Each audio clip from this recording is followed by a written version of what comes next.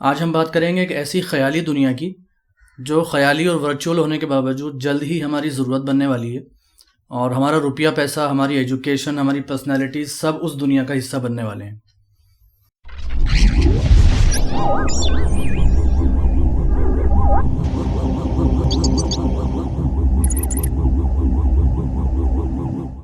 Main story पे आने से पहले फ्लिपकार्ट और व्हाट्सएप से जुड़ी हुई दो इम्पॉर्टेंट न्यूज़ आपको देनी है।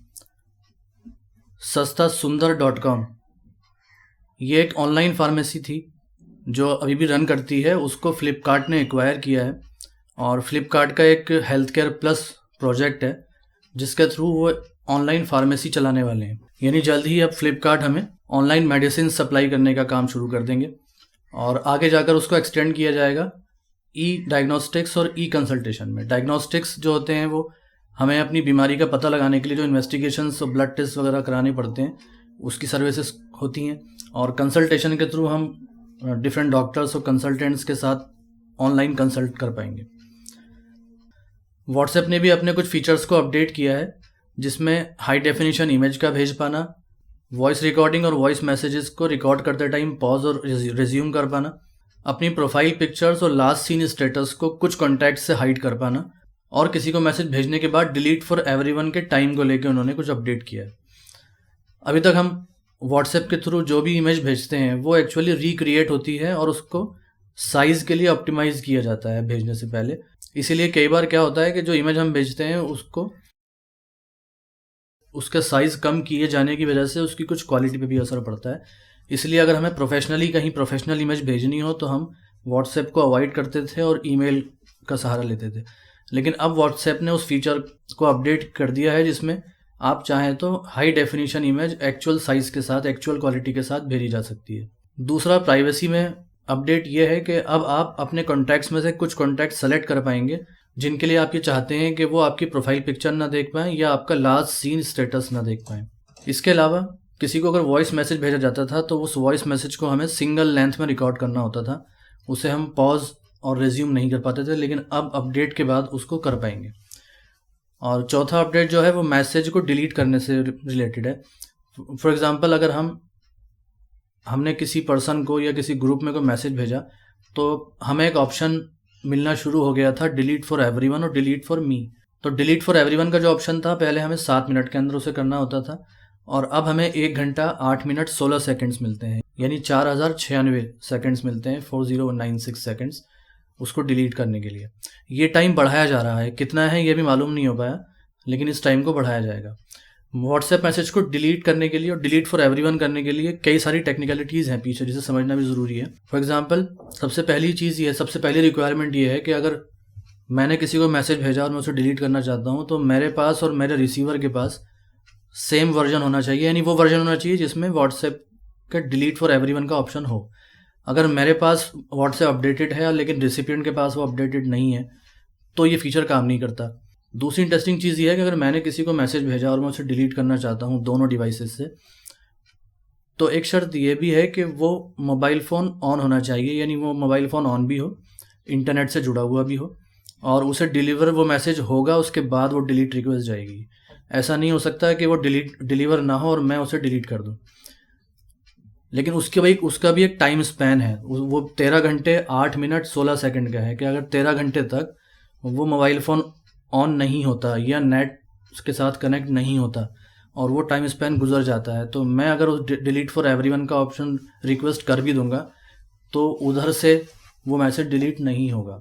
चूँकि मैसेज का डिलीवर होना ज़रूरी है इसलिए ये रिस्क भी रहता है कि जो मैसेज आपने भेजा है और फिर डिलीट कर दिया है तो ये गारंटी नहीं होती है कि रिसीवर ने उस मैसेज को पढ़ा नहीं है या देखा नहीं है, देखने के बाद भी वो डिलीट हो जाता है।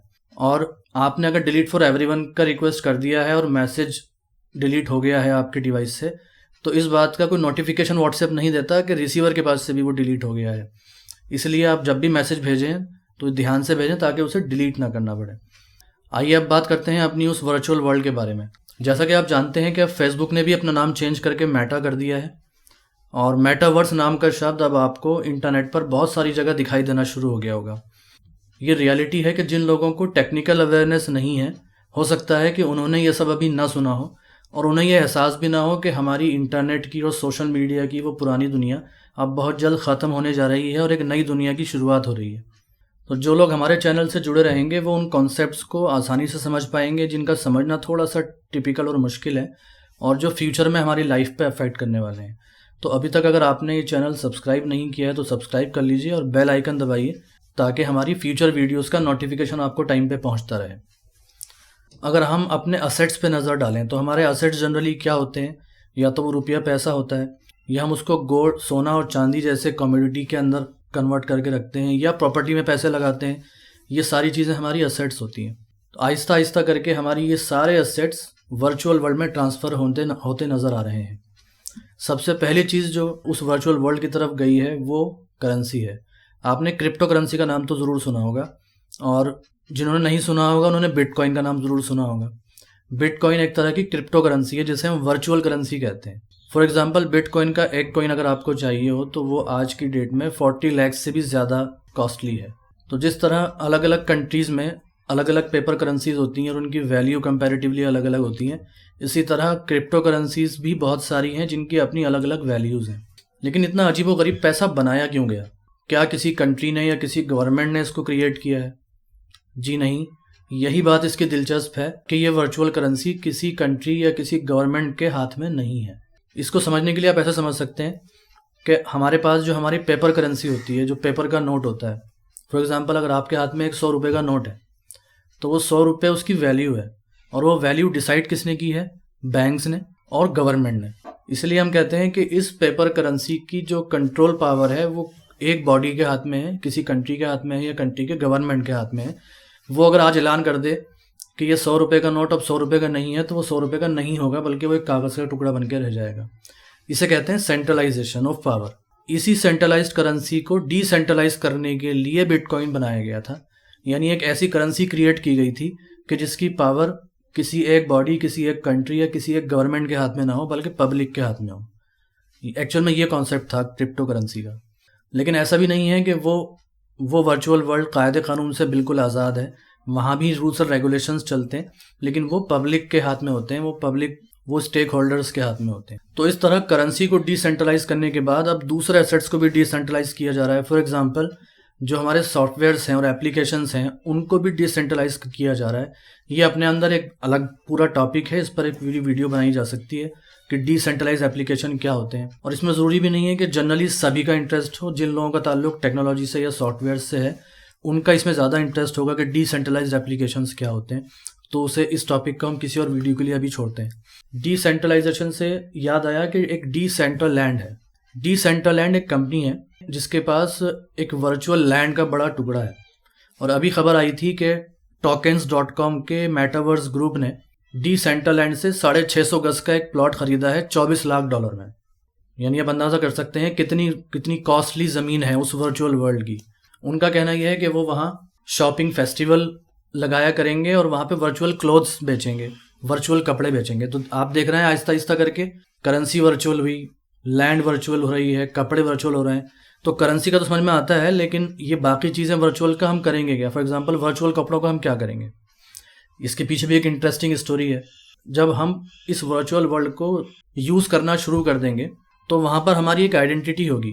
फॉर एग्जांपल, हम किसी इंटरनेट की वेबसाइट पर जो अपना अकाउंट बनाते हैं या किसी फोरम में अपना अकाउंट बनाते हैं तो वहाँ पे हम अपनी एक प्रोफाइल पिक्चर लगाते हैं।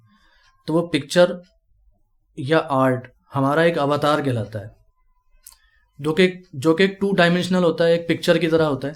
लेकिन चूंकि हम वर्चुअल वर्ल्ड की हम बात कर रहे हैं, वो एक्चुअल में 3D वर्ल्ड है। वहाँ 3D एनिमेशंस चलते हैं, और उसको पूरी तरह वहाँ पहुँचने के लिए आपको कुछ VR हेडसेट्स का इस्तेमाल करना पड़ेगा। VR कहते हैं वर्चुअल रियलिटी को। तो VR हेडसेट, जो लोग VR हेडसेट्स पे गेम खेलते हैं वो अच्छी तरह समझ गए होंगे हम किस तरह के एनवायरनमेंट की बात कर रहे हैं। तो उसके थ्रू जब हम उस वर्चुअल वर्ल्ड में कदम रखते हैं तो एक्चुअल में हमारी एक आइडेंटिटी, हमारी एक पर्सनैलिटी का रिप्रेजेंटेशन वहाँ पे होता है एक अवतार से। और वो अवतार, वो हमारी वर्चुअल पर्सनैलिटी उस वर्चुअल वर्ल्ड में वर्चुअल बिल्डिंग्स में जा सकती है, वर्चुअल फेस्टिवल्स अटेंड कर सकती है, वर्चुअल टिकट लेके वर्चुअल फेस्टिवल अटेंड कर सकती है, वर्चुअल मीटिंग्स हो सकती हैं, एजुकेशन के अंदर वर्चुअल स्कूलिंग हो सकती है। बहुत बड़ा सिनेरियो उसके पीछे छुपा हुआ है। और यही वजह है कि फेसबुक जैसे इतने बड़े जाइंट कंपनी ने अपना पूरा रुख चेंज कर लिया, अपनी डायरेक्शन ही चेंज कर ली है। वो समझ गए हैं कि मेटावर्स को किस तरह लेवरेज किया जा सकता है। तो मेटावर्स का मतलब ही ये है कि यूनिवर्स बियॉन्ड दिस यूनिवर्स, मतलब वर्ल्ड बियॉन्ड दिस वर्ल्ड।